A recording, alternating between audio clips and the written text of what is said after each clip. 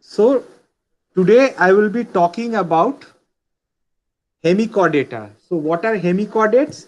Hemichordates are a group of organisms which are not invertebrates. They are not vertebrates. They are sometimes also called as invertebrate chordates.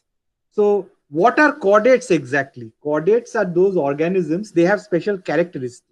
These characteristics, the first characteristic is that they have got a notochord. So what is a notochord? A notochord is origins from the mesoderm, and this mesoderm, as we know, where when a triploblastic organism develops, it has got a endoderm, a mesoderm, and an outer ectoderm. So this notochord develops from the mesoderm. When the organism develops, it becomes forms from the develop. So we also have a notochord in when we were in an embryonic stage. So this notochord later went to form our vertebral column. But so we are also chordates, and we are evolved chordates known as vertebrates. And now these vertebrates, now to talk about vertebrates means they have got vertebral columns. So there are organisms which don't have a vertebral column, but they have got a notochord. At least they had a notochord at some point of their life or not. But this notochord is an important characteristic. Another important characteristic of chordate is the presence of pharyngeal gill slits.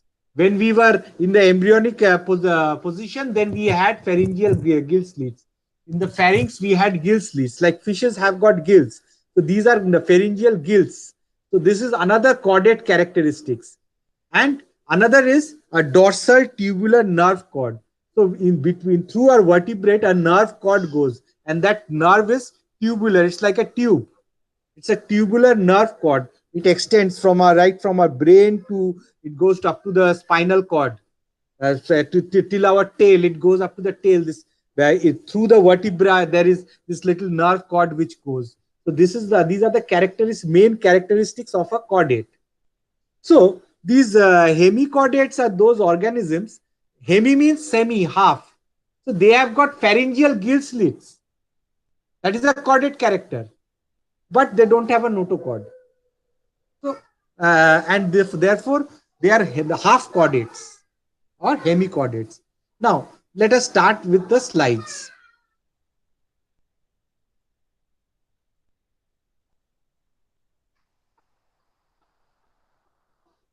Is the slide visible? একটু আমাকে জানিয়ে দিন। No, sir. দেখতে পাচ্ছ? No, sir. দেখতে পাচ্ছ না, তাই তো? ঠিক আছে। Okay. I have not presented, therefore it's not visible.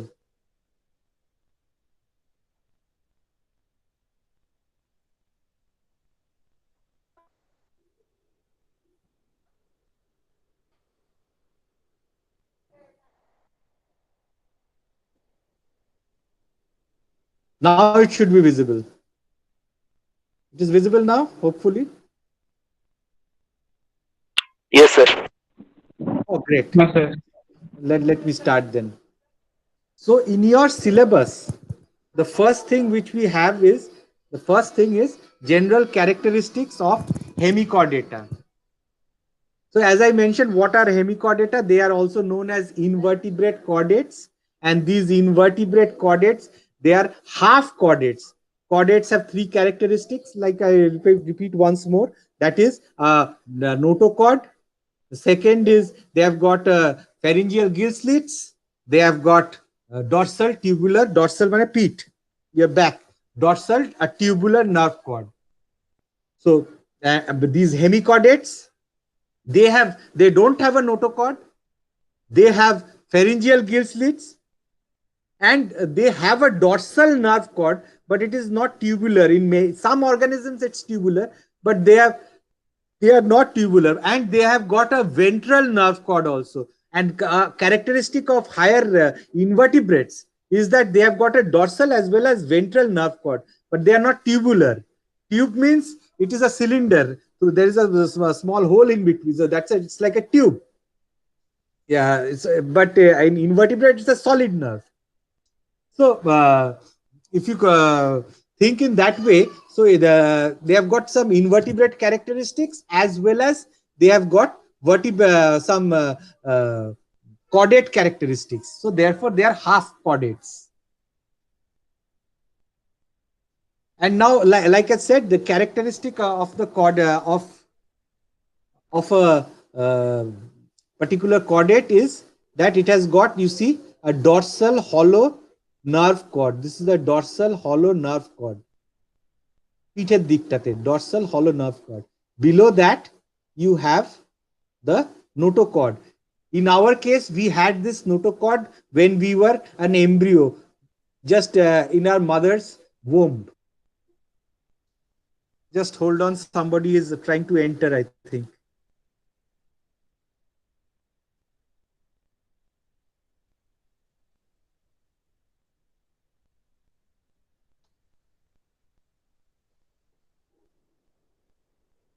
So Arijit Saha, এই তো আই থিঙ্ক দেবযানী বাবার এটার থেকে ঢুকছো নাকি?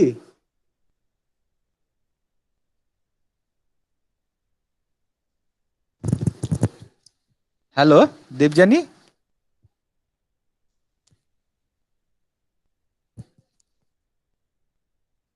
Hello.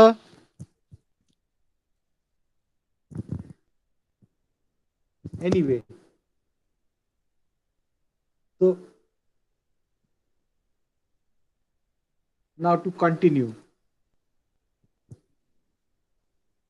Okay, so we are talking about the characteristics of chordata. So they have got a notochord. So when we were in the mother's womb, then at that time, what happened? We had this notochord, but right now that became into our vertebral column. And even our dorsal hollow nerve cord has gone in between the vertebral column. It extends from our brain and it extends right into the tails. And we have the pharyngeal gill slits. When we were in our larval, so-called larval stage, not larval, our embryo stage, we had these gill slits or cleft. They disappeared. Since we don't have the use of them, they have disappeared. So this is how a chordate looks like. Another thing is that after the anus, there is a tail. So there is a post-anal tail. The tail is after the anus. But unfortunately, we don't have a tail, so our anus is the end point. But for example, dogs and all, they have a tail and all.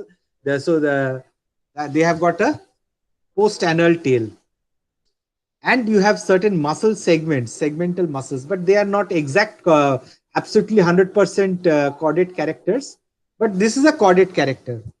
And now if we look at the hemichordates, of the four major chordate characteristics like notochord, dorsal hollow nerve cord, post-anal tail, and pharyngeal gill slits, this group has only the pharyngeal gill slits. So it's not a complete chordate. Therefore, they are known as hemichordates. So if you look at the general body plan of a hemichordate or this particular invertebrate chordates, you will find that their body has got a basically soft muscular organization, and it's very soft, and it is divided into an anterior proboscis region, and it is also known as prosome, and intermediate trunk region or the mesosome, and the posterior trunk. There is a lot error over here. It's actually it's the collar, an intermediate collar region. This mesosome is the collar region, and you have a posterior trunk region. So you first have a proboscis, which is anterior, an intermediate collar region, which is very important, and you have a posterior soft extended trunk region. So the proboscis is muscular and ciliated. Cilia, there are little cilia. It's used for beating the food inside the water, and with food particles, it's used to beat them inside the organisms. So basically, they're filter feeders. So the water comes in, and the ciliary, by the ciliary action of the of the cilia present, and this draws the water current in, and they filter the food particles which are present inside the water, and they eat that is eaten. And Then you have this muscular proboscis. It is used for locomotion and ciliary feeding. Locomotion is that the proboscis basically they burrow into the soil. So this proboscis is used to burrow into the soil. The proboscis, the action of the proboscis, it moves circular round and round, and it they are able to enter inside the soil. So this is how they work. And so there is a mouth present over here in between the proboscis and collar. Mouth present between proboscis and collar, and it's an elongated trunk. This is the trunk. It has got perforated pharyngeal gill slits over here. So these perforations which you see, they have got pharyngeal gill slits over, gill pores over there, and they have got another ridge known as a small ridge. A ridge means something which it extends up, and that is known as genital ridge. This region is known as the branchiogenital region. So that it's also important in reproduction also, that region. And they have longitudinal muscle bundles, straight it goes. They don't have any limbs. So this collar has got a thing known as buccal diverticulum. It's a skeletal-like structure. Uh, this also is known as the uh,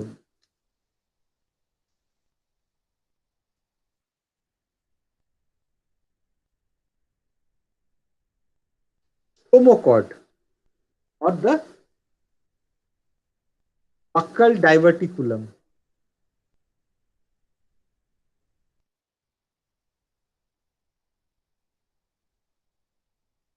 So this buccal diverticulum is present in the collar region, and this is very useful.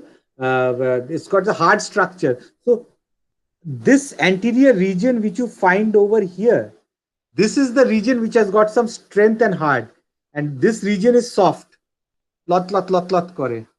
So all movements and force come from here. So this collar has got a region known as the stomachord or buccal diverticulum, and this buccal diverticulum, this is responsible for it's like a skeleton structure. It gives a firmness, and this was formerly thought to be homologous to the notochord, but unfortunately, it is not the notochord because this is an endodermal in origin, and your notochord is mesodermal in origin. So it is something else.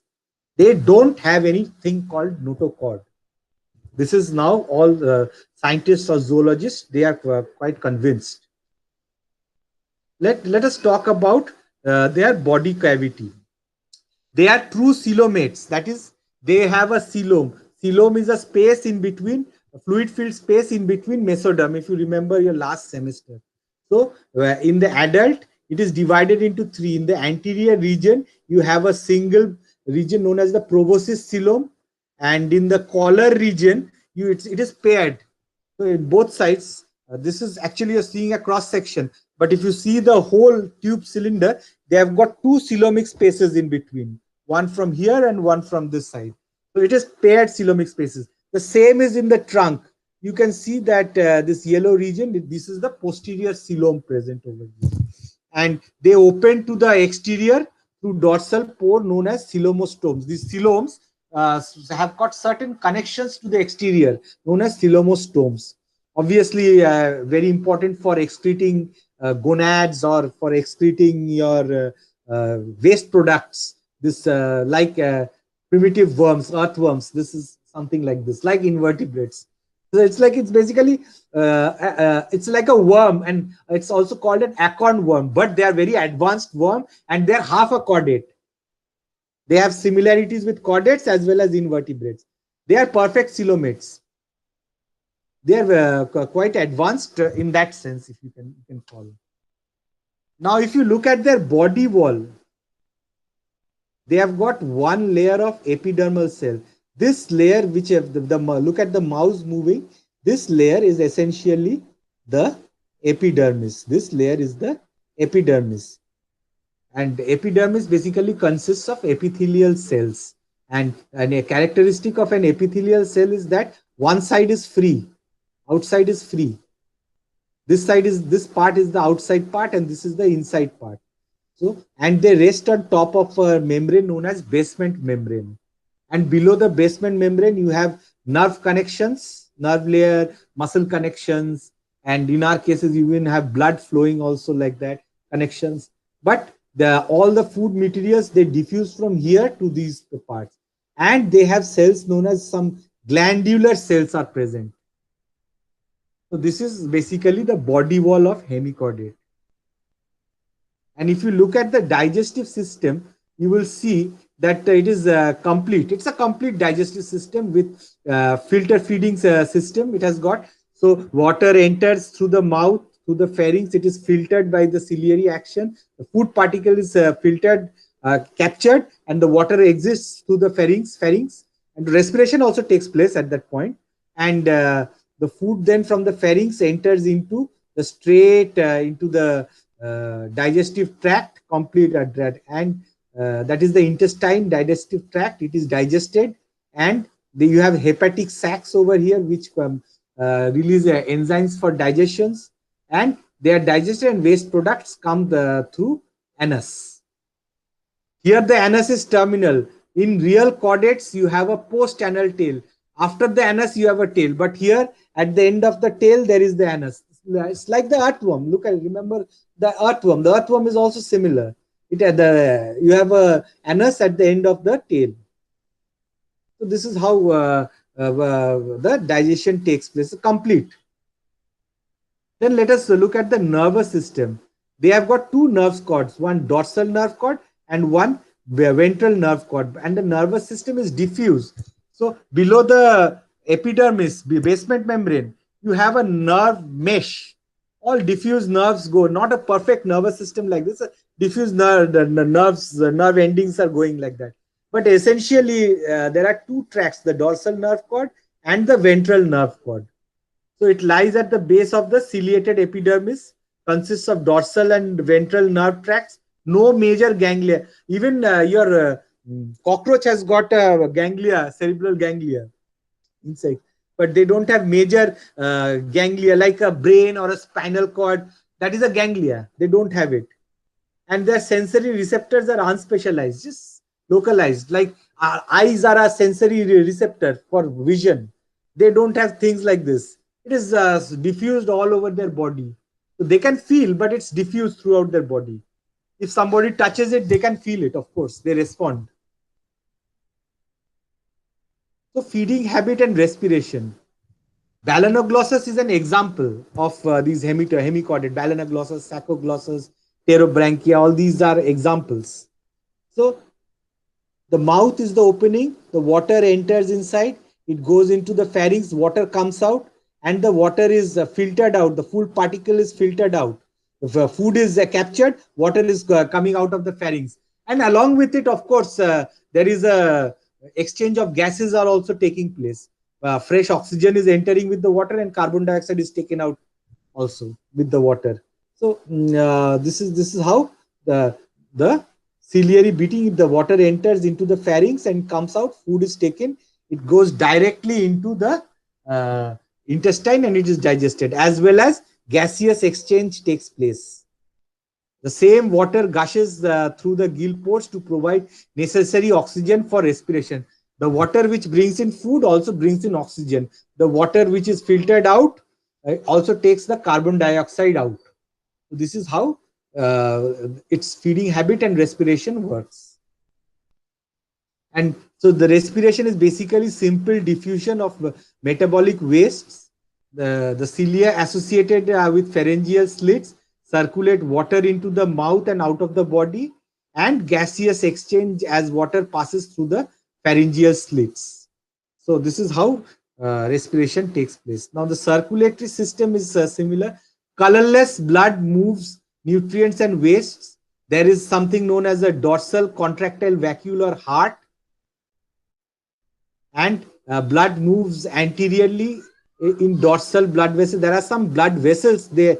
Dorsal blood vessel is there in the dorsal blood vessel, and there is a ventral blood vessel. Dorsal blood vessel পিঠের দিকটা, ventral বা ভেতরের দিকটা, মুখ যেদিক সেদিকটা ventral, যে মুখের উল্টো দিকটা dorsal. So so posteriorly in the ventral vessel and this there is a heart-like structure. It contracts and it moves the so-called blood. It's colorless, and branches from these vessels lead to sinuses, and anterior flowing blood moves through glomerulus. There is a the organ known as glomerulus inside, which is of course it's an excretory organ, and the waste filtered into the proboscis and coelom and out through pores are found in the wall of the proboscis. So waste materials are all found over here in this region. So, in the circulatory system, remember there is a dorsal and ventral contractor. So, there are two hearts essentially. One is dorsal heart and one ventral heart, and there is a dorsal blood vessel and a ventral blood vessels. So, both these they simply move the blood throughout the organisms. It moves. While the contraction takes place, blood comes below. Another contraction, the blood goes up. So there is a dorsal blood vessel and a ventral blood vessel, two contractile hearts, dorsal contractile and a ventral contractile. And this is how the blood flows. Respiration takes place, excretion also, all excretory products are exchanged out through the glomerulus. That is their excretory organ. And the reproduction takes place. So as you know, it's sexual, and the development, it goes through a stage known as tornaria larva. It is not directly that right from the after fertilization a zygote is formed, the zygote develops into an adult worm. In many of them there is an intermediate larval stage known as tornaria larva. It resembles echinoderm larva also. And now let us talk about its development. The zygote, 1 cell, 2 cell, 4 cell, 8 cell, and then it forms the 16 cell embryo. And there is two types of development. One is direct. From direct, it forms the direct worms, like in this Sacoglossus kowalski. But in Pterobranchia flava, this is another another species of hemichordate. It goes through this tornaria larva stage. So classification scheme, you have to read according to Marshall, Williams, and Young. This is the classification which you must follow. You have the phylum Chordata, subphylum Hemichordata. They are classified it. Class Enteropneusta and Pterobranchia. There are two classes, Enteropneusta and Pterobranchia.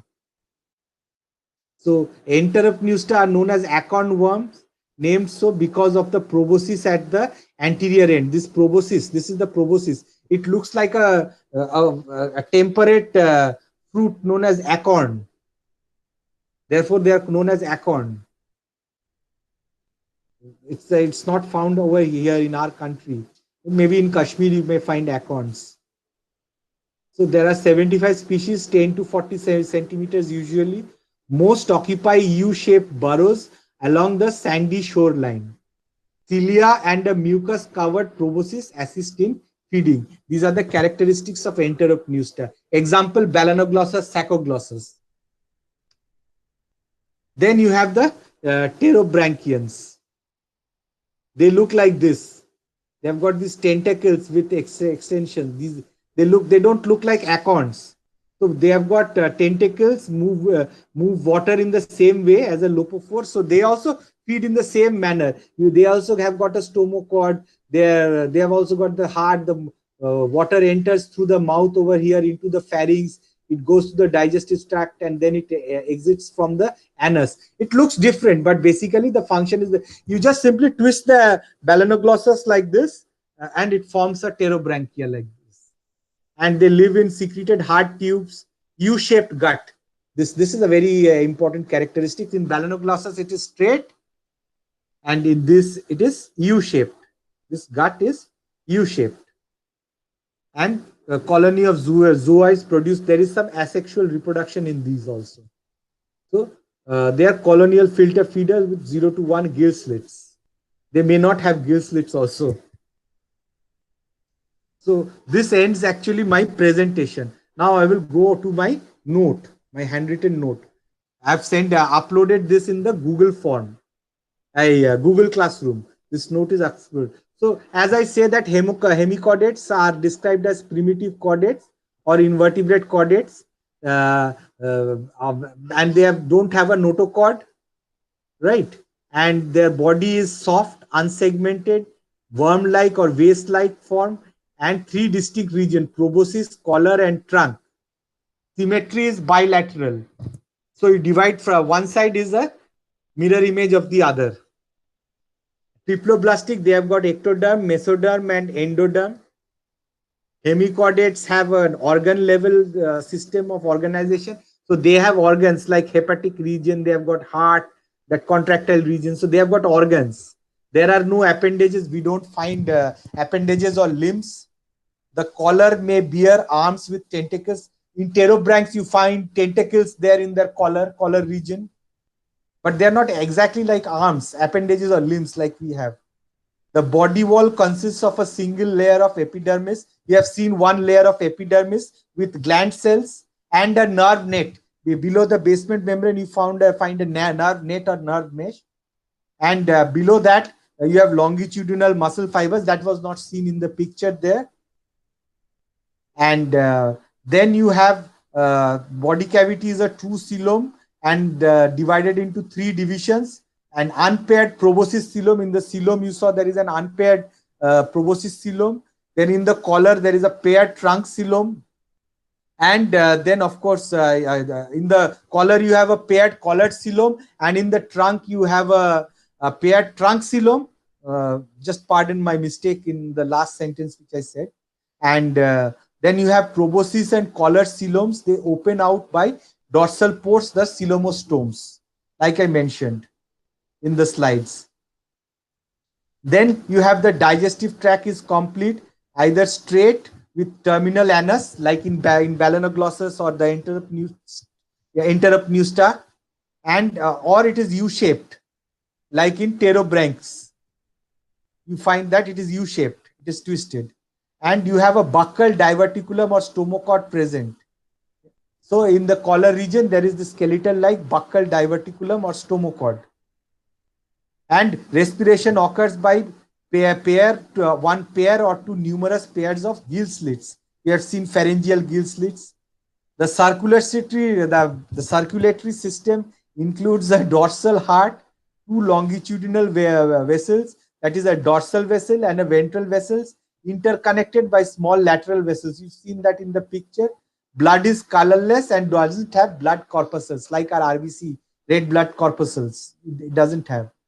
The nervous system is diffuse, consisting of an epidermal plexus of nerve cells. You have seen this nerve plexus below the basement membrane. This is what they're meaning over there in the picture, in the slide.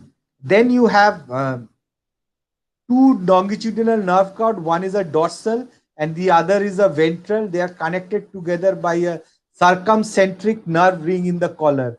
So in the collar region, you have the dorsal nerve, the ventral nerve, and since it's a tubular, you have circumcentric. So one for the dorsal and the ventral nerve are connected by, look at my finger, it's connected the circumcentric nerve ring. And it will be transformed into a tubular and free collar cord in the collar. The collar cord foreshadows the future condition in chordates. So this is something I'm talking in terms of evolution.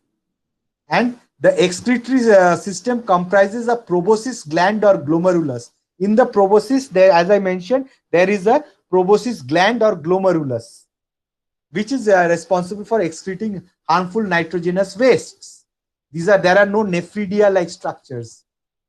These proboscis gland is connected with the blood vessels, of course. In the blood, the waste products are coming from the blood into this place, and it is excreted outside. The sexes may be separate or united. They may be hermaphrodites, or they may have males and females separate. The gonads may be in several pairs or only in one pair. There may be one pair of gonads or several pairs. Fertilization is external. Asexual reproduction by budding occurs in one group. Like I showed in the pterobranchs, you saw asexual reproduction. They produce lots of little zooids coming. So development may include a free swimming larval stage known as the Tornaria larva. It's found in Balanoglossus Even in P flava, you found that tornaria stage. So this is a hemichordata. You see this region here, this region in between. This is the stomochord region. This is a hard skeleton-like structure. The mouth is over here. This is the proboscis or prosome. This region, proboscis or prosome. Here is the kidney or the glomerulus in the proboscis. Like I mentioned, you can see the structure over here, the kidney, and then the mouth. The water enters by, there are cilia present. The water enters through this and it goes into the pharynx. Pharynx. The food particles are trapped here and the water comes out. The water also brings in oxygen. Gaseous exchange takes place and it goes inside. These are the gill slits. This is also a chordate characteristics, but apart from this, there are no other chordate characteristics found. These pharyngeal gill slits. Therefore, they are hemichordates. So they have got a dorsal blood vessel, they have got a ventral blood vessel, and this region is known as the collar, and this is the trunk region. So this is the P flava, which the Trichodera flava, not the pterobranchia flava, like I mentioned. It was a error which I spoke. It is the Trichodera flava. There is a pterobranchia flava, that's another species, which is that also exists, but the one which I meant initially was this Trichodera flava. Then you have the Saccoglossus kowalski, and then you have another pterobranch known as the Cephalodiscus. And Saccoglossus, the Psychodera, Balanoglossus, they are interrupnused, and the Cephalodiscus is pterobranch. So there is also a pterobranch flava also, which is a pterobranch. Then you have this is another thing, the prosoma, the collar mesosome, the pharyngeal gill slits. So this is an interrupnusta, and this is the pterobranchia. So they are tube worms. They are living in the tube. They also have a proboscis. This is a proboscis, but they have something like a collar or a lopophore, these pterobranchs. So this is the picture of them. Then, of course, these I will cover in the next class, the urochordates and the cephalochordates. This is other tornaria larva. Very critical among them is the apical tuft of cilia. And this larva has got a post-oral ciliary band. So this is the anus, this is the mouth region, this is the pharyngeal so-called region, this is the intestinal region of this tornaria larva. And they have got some these lines which you see coming from here to here to here to, these are nothing but ciliary bands. These are ciliary bands, and this is the proboscis pore over here. They have got another sac known as the cardiac sac over here, and this is the intestine. Water enters here, trapped food particles filtered out, and their movement and is through this post-oral ciliary band. They move the water inside along with food particles. Apart from that, they have got a posterior ciliated ring, and the intestine, of course, exits through the anus. This is how the tornaria larva looks. A picture of the tornaria larva. So all the hemichordates are marine. Some are solitary, naked, and slow-moving. Others are sedentary. That is, they live in one place. Motile are they are moving. They move very slowly. Sedentary with investment and colonial. All feed on microorganisms and debris by filter or ciliary mechanism. There are about 70 species. So, see in the scheme of classification, like I mentioned, from Marshall Williams, 1964, and Young, 1981, phylum Chordata, divided into subphylum Hemichordata, or some call them Stomochordata. They are divided into class Enteropneusta, and they're divided into class Pterobranchia. The Enteropneusta are the free-living, solitary, and burrowing animals. The body is long and worm-like. The proboscis tapers anteriorly. I have mentioned all these things, enteropneustic characteristics. Examples like you see, Balanoglossus, Saccoglossus, Psychodera, these are examples of the pterobranchia, U-shaped intestine. So there are they're tube-dwelling animals. So this is basically what you have to read. And they have got locophores all there. The Rhabdopleura and Cephalodiscus are examples. So this is how I am ending my sharing over here.